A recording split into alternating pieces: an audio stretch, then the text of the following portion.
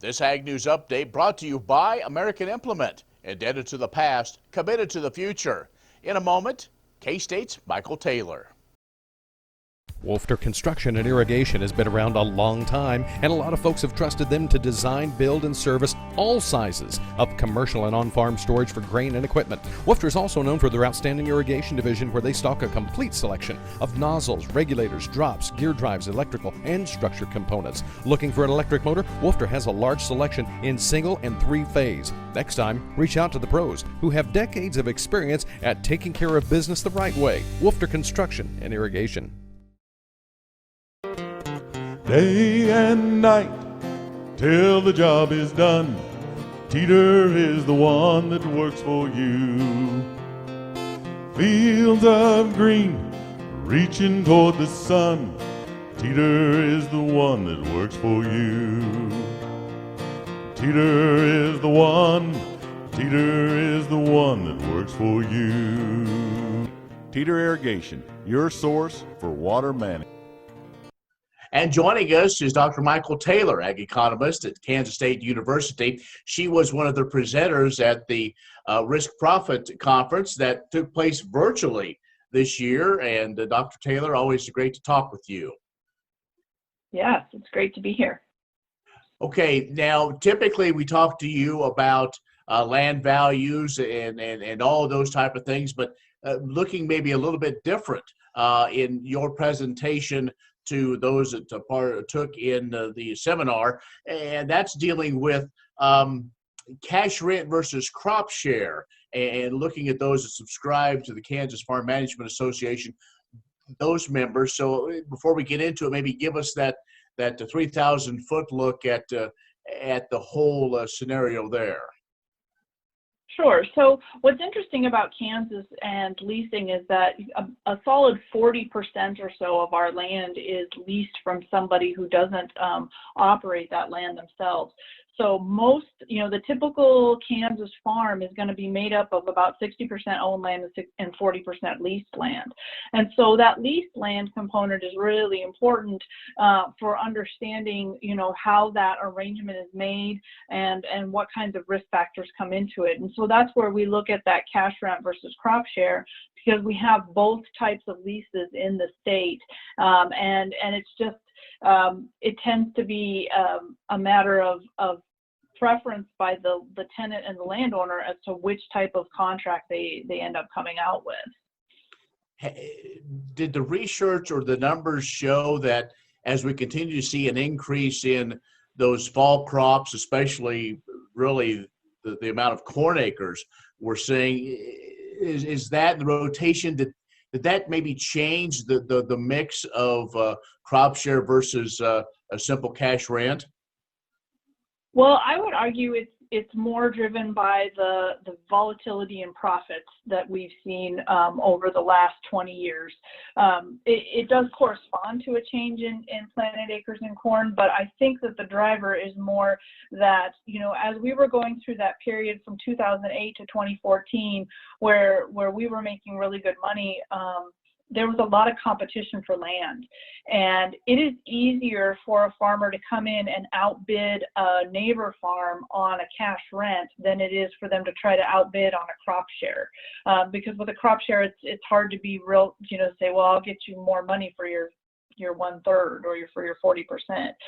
So it's a little trickier there. So we actually saw the more use of cash rent leases during that period of high competition for land. Then starting in about between 2011 and 2016, we actually saw a decline in the use of cash rents, fixed cash rents, and more use in crop share. And I think that's due to the fact that the volatility in the markets, the volatility in profitability all of a sudden started becoming much higher. And you had a lot of farmers who were just looking at that situation saying, I'd rather crop share than try to do this on a fixed cash basis. Dr. Mykel Taylor, K-State Ag Economist, is joining us, and she was recently one of the presenters at the K-State Risk Profit Conference. Let's take a break. We'll come back and continue this conversation in just a moment. When you've had a best friend for over 50 years, you develop a trust. And the Scott Co-op has been a trusted rural friend since 1957. A co-op keeps money in the area, doing business for and with their members. And that helps keep their hometown thriving with keeping money in the community. Scott Co-op is not just an elevator.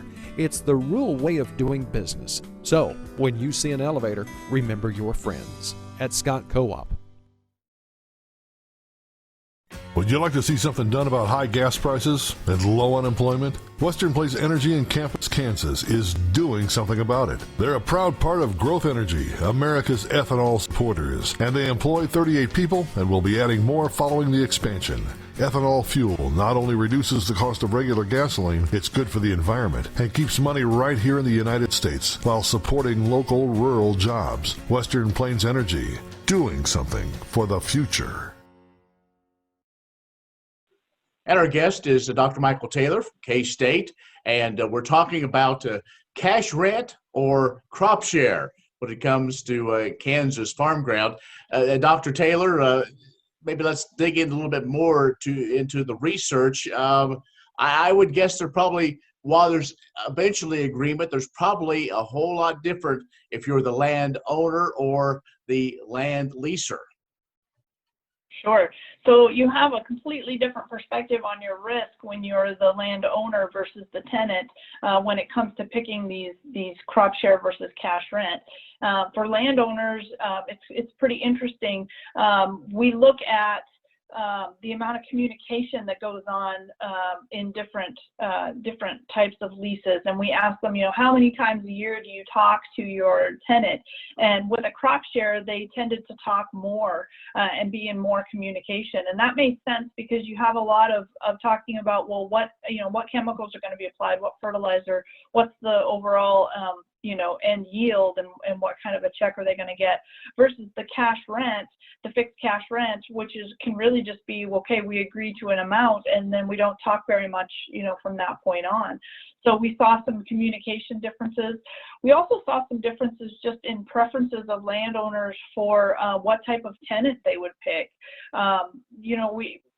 Farmers tend to think that it's the highest bid that matters to them or to landowners, and that's all that matters. But when we asked landowners what their preferences were, family considerations were number one, and number two was reputation of farmer for taking care of the land. And the amount of money that was bid on the ground was fourth in the list. So that was pretty interesting to kind of get a sense from landowners that they really care about, how the land is being taken care of as much or more that they do about how much money they're getting off of that lease. That is kind of interesting, but it probably does make sense. Now, if folks want to learn more, and I would guess you have it down, broken down regionally, and is it crop specific and all those different factors kind of thrown in to give us the bottom line numbers?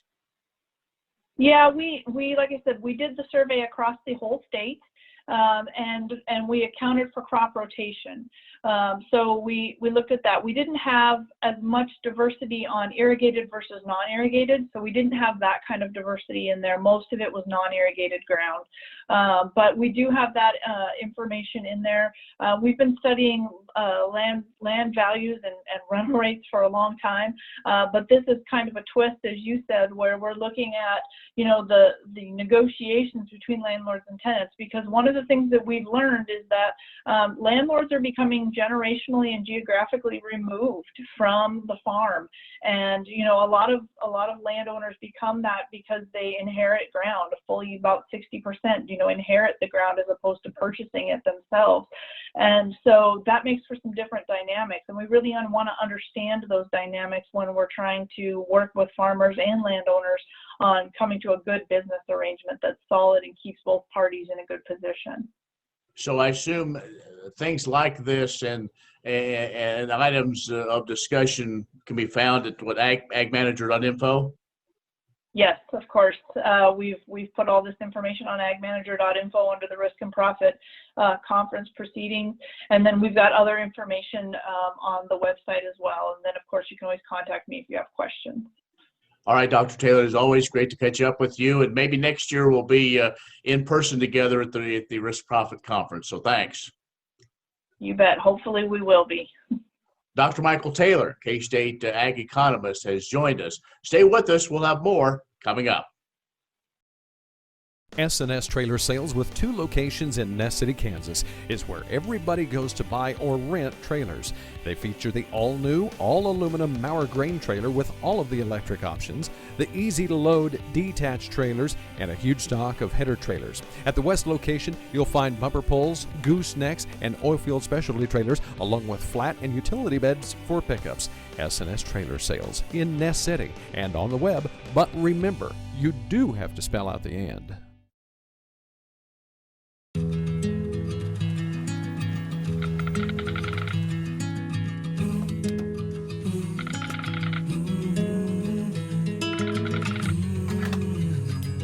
The cost of everything has gone up dramatically over the last 75 years. With one exception: keeping electricity affordable. Wheatland Electric, delivering energy for life, your Touchstone Energy Cooperative. 10:30 KBUF has Ag Programming Daily beginning a little bit after 6 in the morning.